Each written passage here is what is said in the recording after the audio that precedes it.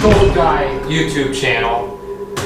Today is a very special day because I am going to be building a brand new e-bike. Now this is my 2021 Polygon Siskiyou D6. I've had this bike for about 6 months or so now and I absolutely love it. It was well worth the money. This is the first bike I've ever had that isn't a Walmart bike. So it's a huge difference. So what I'm going to be building is a dual suspension mid-drive 1500 watt e-bike with a 20 amp hour battery. So this is going to be a cross-country machine. This will be for going all over the place through the woods, hill climbs, jumps, anything. This is my do-it-all e-bike I'm going to be building. This is definitely not a budget e-bike build. If you want to see that, then watch my other 1000 watt hub motor e-bike build. That only cost about $300. This bike alone was about $1,400, and then the kit and everything was about another $1,000. So this is not a cheap e-bike at all. This is about $2,000 or so e-bike. I'm gonna do the opposite of what I used to do when I was a kid on Christmas. Let's start with the smallest box. A grip and another grip. This is a half twist throttle.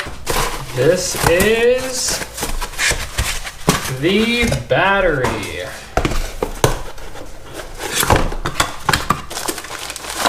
Wow. So they actually gave me wiring so I can wire this battery up with my e-bike kit. And this is an absolute monster of a charger. Wow. And oh man, there's the battery. This thing is hefty. Holy crap. This is a 52 volt, 20 amp hour battery. This should get me about 60 miles on a charge. That's just a guess though. If it turns red when it's sin water, water intake is not guaranteed. And last but definitely not least, is the Bafang BBSHD mid-drive motor. I definitely have heard a lot of good things about the Bafang mid-drive motor, so I am excited to try it out for myself. I've never ridden a mid-drive motor e-bike, but you can actually shift gears and it's a lot different than the hub motors. Man, here we go. First off, we've got the sprocket. There is just a ton of stuff in this box. We've got the pedal cranks. We've got a pair of white gloves. I really don't know why they always include those. And this is, I don't know for sure, probably some kind of speed sensor. Then we've got, oh crap, they actually included a headlight in here. Pedal wrench or something. This looks like it's for the battery. Here is the display. I had an option of which display I wanted to pick. I picked the 750C Bluetooth display. Thought it was pretty cool. And then we've got some more wiring. Pedal crank remover, possibly. And then finally, here is the piece de resistance. This is the motor itself, and man, this thing's pretty heavy.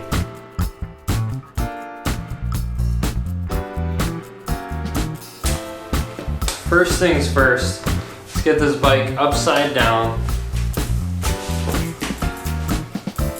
And then next, let's get the chain off.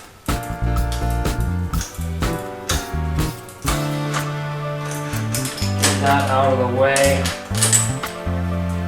Now we've got to get these pedals removed.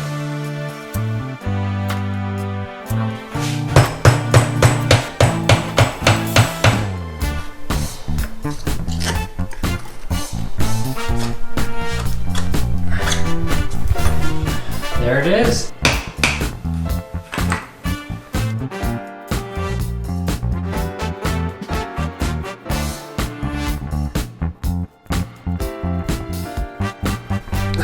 There we go. Okay. I'm definitely gonna need a spacer on this side. I'm running into some clearance issues there. That gap shouldn't be there because it is hitting my swing arm. So we're gonna need to back that out a little bit. So after further investigation, it looks like the 73mm bottom bracket kit would have maybe worked better with this bike. This kit's still gonna work, but I'm gonna have to modify it a little bit. And so it says the outer lock ring may not fit, and you're gonna need to add washers to the bolts that go through this. This is the outer lock ring they're talking about. This won't fit. So what I'm gonna do is just modify this outer lock ring by grinding away the inner threads to open up this diameter a little bit. That way I can use this as a spacer in between the motor and the bike frame.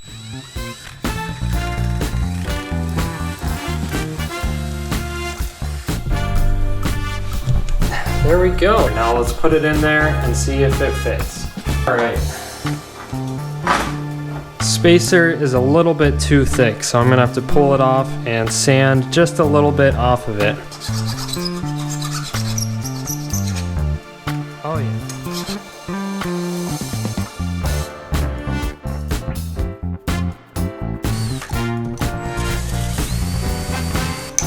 Get the spacer on there. First, this bracket goes in place, just like that, and then this nut goes on after.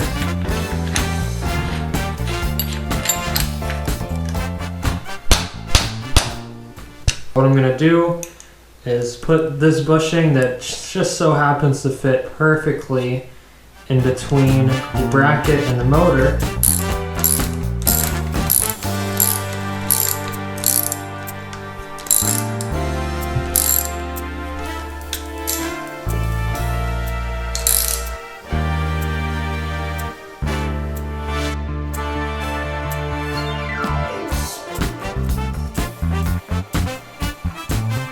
Alright, that should be good.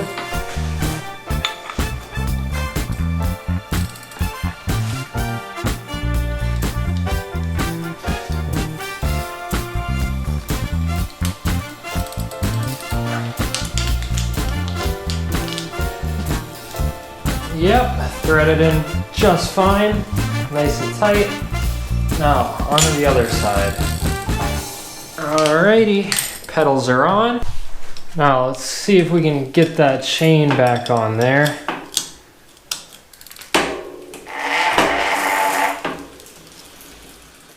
Well, I guess now all we gotta do is hook up all the wiring, get the display on here.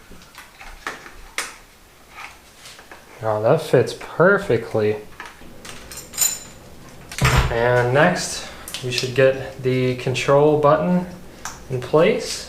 Guess we really don't have any other option. Looks like it's designed to go on the left side. Controller and display are installed. Next, I guess we can install the throttle.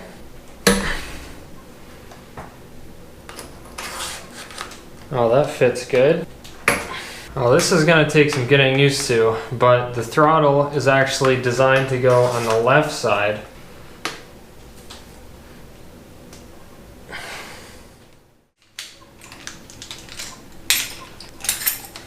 Beautiful. Of course, my battery doesn't plug directly into the wires from the motor because that would just be too lucky. Thankfully, my battery came with some little wires here. So what I'm gonna have to do is pull this connector off, solder these in place, and then my battery will hook right up to the motor. This off. Ho! That's weird. There was no, the e-bike's not hooked up to anything. I don't know why that happened. I guess there must be a capacitor somewhere. Hopefully I didn't fry anything, but here we go.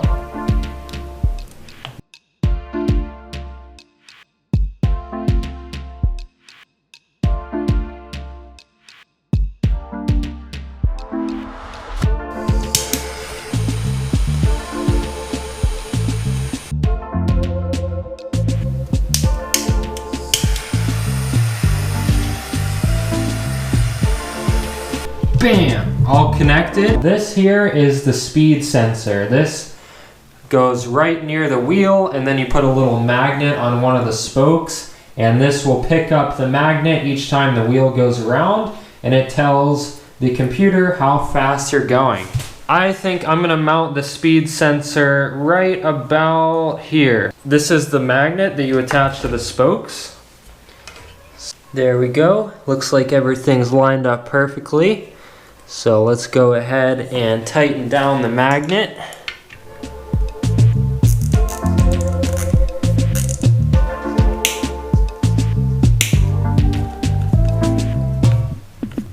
And then next up, we have the two brake cutoff sensors. These sensors get installed on the front brake lever, since I do have hydraulic brakes on this bike. And then it also came with two of these little magnets, and the magnet is going to get mounted somewhere on the actual brake lever. Once the magnet is no longer in proximity of the sensor, it will tell the computer to cut off power to the motor. Since I got the sensors and the magnets right where I want them, I'm gonna hit this stuff with some super glue to ensure that it never falls off, because if it would fall off, then that would leave me stranded without the use of the motor. All right, don't think that's going anywhere now. I'm just gonna go ahead and wrap some tape around all of the wires coming out of the motor.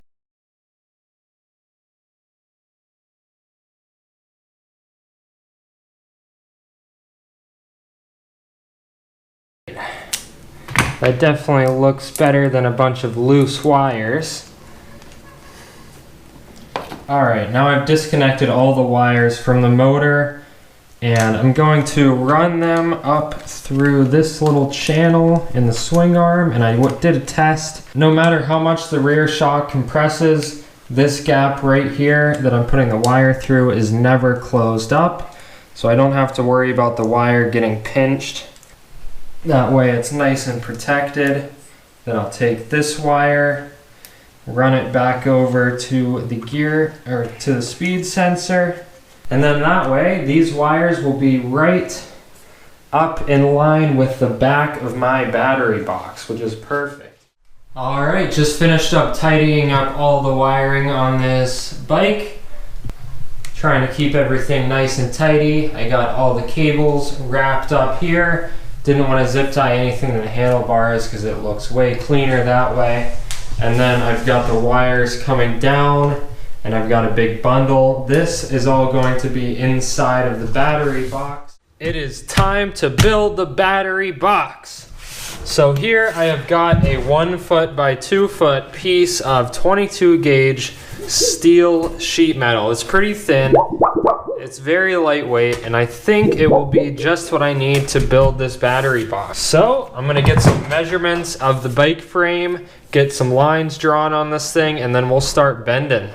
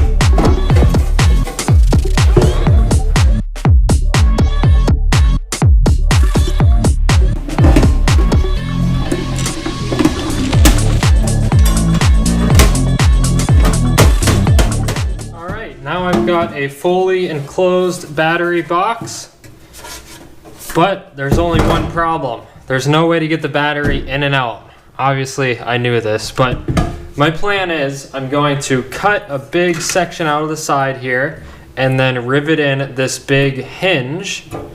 So then I will have a little door on the side that I can use to take the battery in and out. And I'm also gonna have a little bit of room in here for some storage. So let's go ahead and cut this big rectangle out.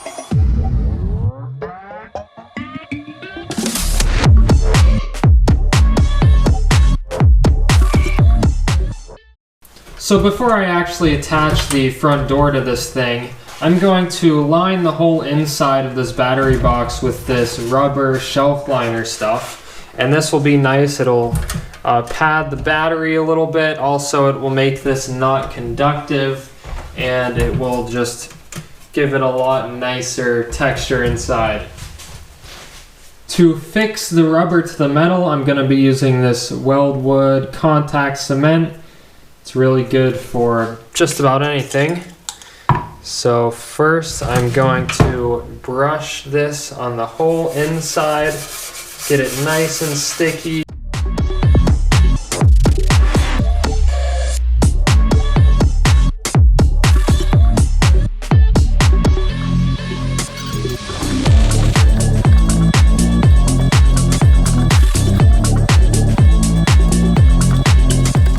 Now, I bet you're thinking, man, this thing is ugly as heck.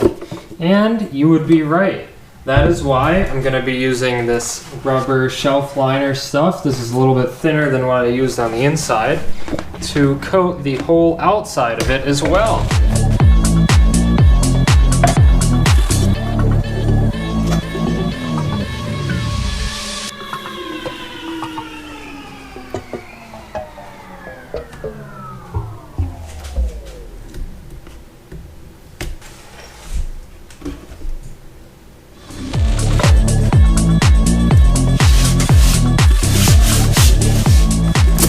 Alright, so these zip ties I'm using are 175-pound zip ties. They are very beefy. I've went ahead and poked some holes right where those little metal brackets are, and let's go ahead and slide the zip ties through.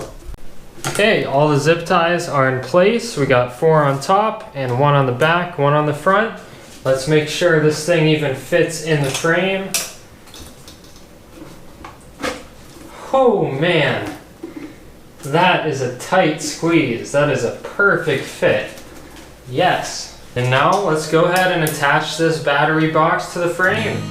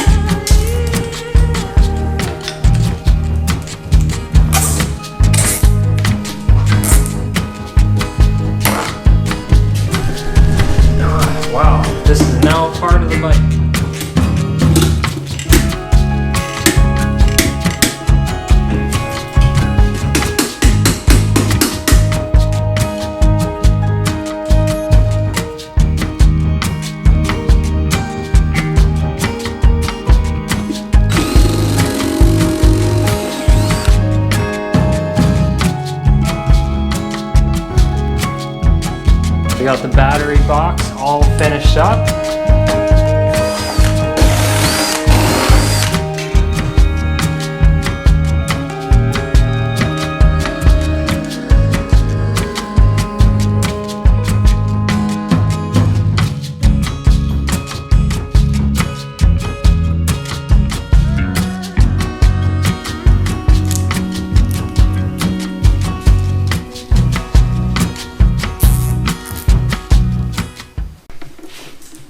Okay, here is the wiring harness. You've got to connect all these wires up.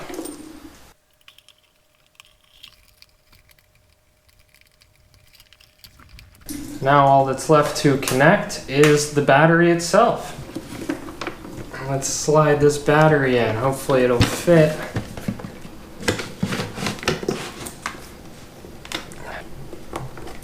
And then there's the charging port for the battery, so whenever I need to charge up, all I gotta do is open up the front door and pull that cable out. Let's lock it up. Bam! Good to go. Now the real test. Let's see if this thing turns on. Woo! There we go. We got it. Yes. 59 volts fully charged. Oh my gosh. Since everything is connected, I guess we can go ahead and see if we can turn the wheel. I'm going to start out pedal assist 1. Well, we're going to use the throttle. There we go, it's already moving. Wow. 2, 3, 4, 5, 60 kilometers per hour. Wow. Oh, I forgot we can change gears with this thing. Holy crap. Whoa.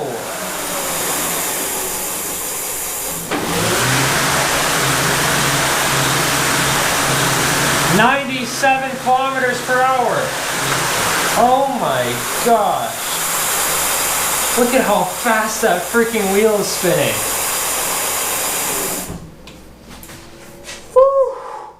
This thing is going to rip. I am so excited to take it out on its first ride. But that is enough for one video. You're gonna have to click on the next video to see me ride this thing. It'll be out very shortly after this video, so I'm not gonna keep you guys waiting. Thank you guys so much for watching. If you wanna make sure you don't miss the test ride, hit that subscribe button and the notification bell. I would really appreciate it. Like the video if you enjoyed it. Comment down below with any questions you have about this build or suggestions. I am all ears, and thank you guys for watching. Peace.